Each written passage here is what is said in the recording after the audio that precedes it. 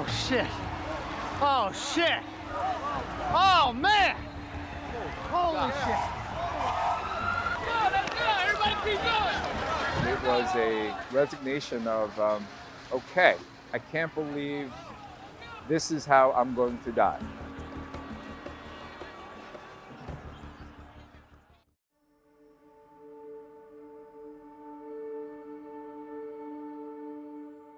At about 8:46, 8:47,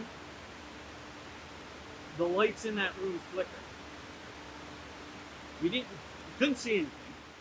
We didn't hear anything. We didn't feel anything. It was just this flicker of lights.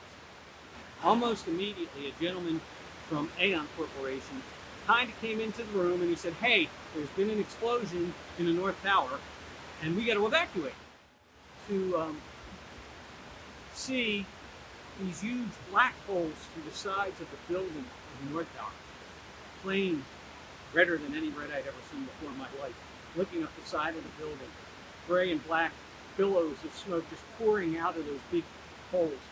And my first thought, immediate thought was, my God, how did that pilot not see the building? How did he miss?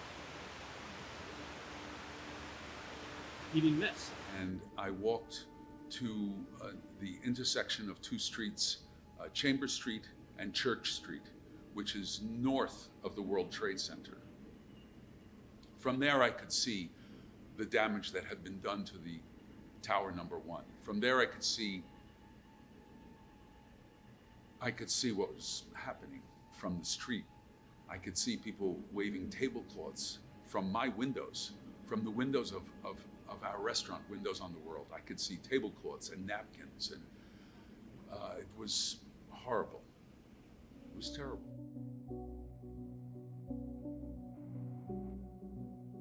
I was somewhere between 74 and 72 in that stairwell when the second plane went through our building.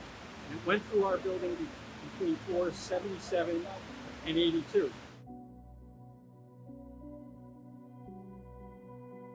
So we were just a few floors below the strike zone. Never felt anything like that in my life. That building, that fire stairwell that we're inside, this concrete bunker starts to shake so violently back and forth. The handrails breaking away from the walls. And that's the chance we had for the first time to encounter the police and the firefighters and the paramedics from New York City and the Port Authority. Just the looks in their eyes. No words, just the looks in their eyes. Hold the hope short. They knew that they were going up those steps to try to fight a fire that they couldn't beat. They knew that they were going up those steps to try to save lives that they probably couldn't save. And they knew that they were going up, and they knew that they were never coming back. Could you be that brave? Could you be that strong? I mean,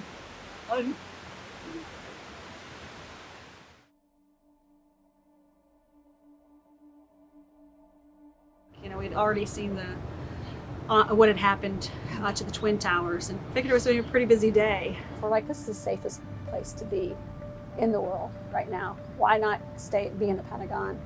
You know, nothing's going to happen to us here. So that dot there is where I was, right here. It was a loud boom, and then you felt a shaking.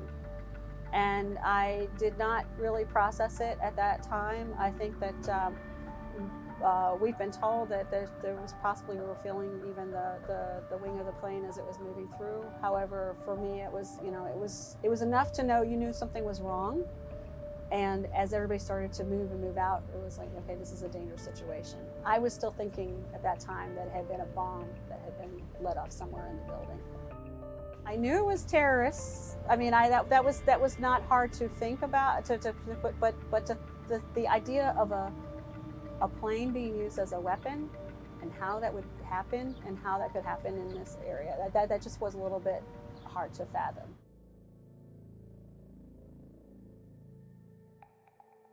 From that point, I was just frozen in time until there was the beginning of the collapse of the first building, the second tower, tower number 2, I should say.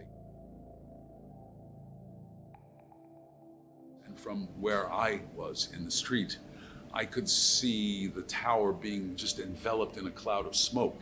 It was as though it was a magic act, how it was just the building disappeared in a cloud of smoke. It was just gone. It collapsed so fast.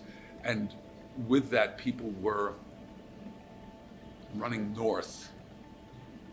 The streets were full of people running north on Church Street to escape the cloud, the dust, the debris. And then it was pitch black. That's probably the first time in my life I had it wasn't fear, it was a resignation. That's what it was, a resignation of, okay, I can't believe this is how I'm going to die. I couldn't breathe. The air was so acrid. I mean, it was hard to take a breath. I remember using my shirt to cover my mouth, but I was underneath a car, and then the car was parked underneath the footbridge. I was making a mental list of all of the people who could have been there that morning, and it was just crushing me, just to think of who's there, who's not there. Our colleagues who were trapped on the 106th and 107th floor were calling 911. They were calling the emergency number furiously. Many phone calls to the police and the fire department, to the emergency line, to 911 from windows on the world.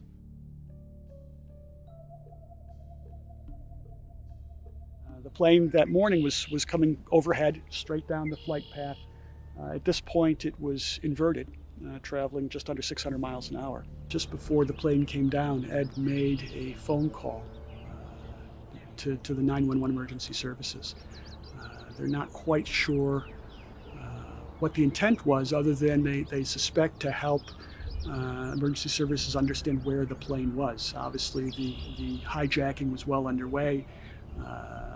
The battle either was about to start or had already started, and the passengers and crew members certainly knew what was going on the ground in New York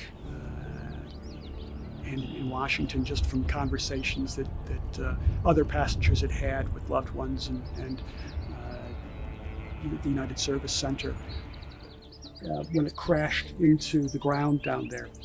They were sending rescue crews in case there were any survivors, but there really wasn't anything left. It basically disintegrated upon impact and threw the debris over about a 50 to 60 acre, what we call the debris field, which is now called the sacred ground.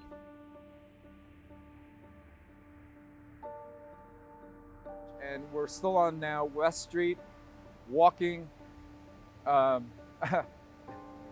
north, not thinking that the North Tower is going to fall. I don't know why that didn't dawn on all of us, that the South Tower just fell and the next one is I don't know.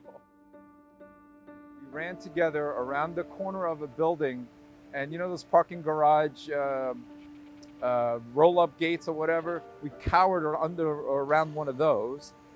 We got covered again, but this time we weren't in pitch black because we were further away. And we were in what I think most news footages show is that dark gray fog of dust. The scale to us was this, and I believe it's your eyes. What you see is reality, and far as I could see was nothing but a debris field. So it was, to me, the whole city was like this, and maybe even beyond. I went into reactive mode. I'll be honest. I was. We had a lot to do. There was no moment to reflect And there really was no moment to take stock.